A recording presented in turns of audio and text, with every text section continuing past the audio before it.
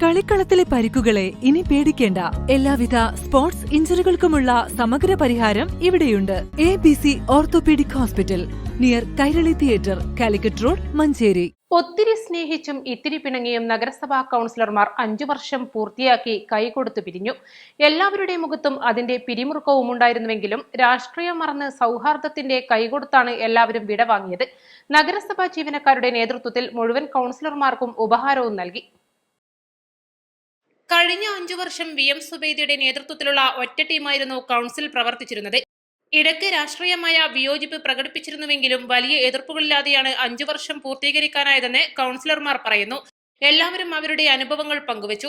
സംസ്ഥാനത്തെ ചില നഗരസഭകളെ അപേക്ഷിച്ച് മഞ്ചേരിയിൽ പരസ്പരമുള്ള പോരും ഭരണപ്രതിപക്ഷ തമ്മിലടിയും വളരെ കുറവായിരുന്നുവെന്ന് അധ്യക്ഷ ഉദാഹരണ സഹിതം ചൂണ്ടിക്കാട്ടിയപ്പോൾ ഇരുമുന്നണികളിലെ കൗൺസിലർമാരും കൈയടിച്ചു. വളരെ കുറച്ചുപേർ മാത്രമാണ് ഇത്തവണ മത്സര രംഗത്തുള്ളത്. ചിലർ പാർട്ടിയുടെ നിർബന്ധത്തിന് വഴങ്ങിയാണ് കഴിഞ്ഞ തവണ മത്സരിച്ചത്. എന്നാൽ വിജയിച്ചതോടെ സാമൂഹ്യ പ്രവർത്തനങ്ങളുടെ മഹത്വം എന്താണെന്ന് അവർക്ക് മനസ്സിലായി. ഇനി കൗൺസിലർ അല്ലെങ്കിലും സാമൂഹ്യ രംഗത്ത് ശക്തമായി നിലകൊള്ളുമെന്നാണ് ഭൂരിപക്ഷം കൗൺസിലർമാരും സദസ്സിനോട് പറഞ്ഞത്. ഭരണപ്രതിപക്ഷമാണെങ്കിലും നാടിന്റെ വികസനത്തിന് ഒരുമിച്ച് പിന്തുണ നൽകിയതിന് VM സുബൈദ എല്ലാവർക്കും നന്ദി രേഖപ്പെടുത്തി. നഗരസഭാ സെക്രട്ടറി YP മുഹമ്മദ് അഷ്റഫ് അധ്യക്ഷനായി.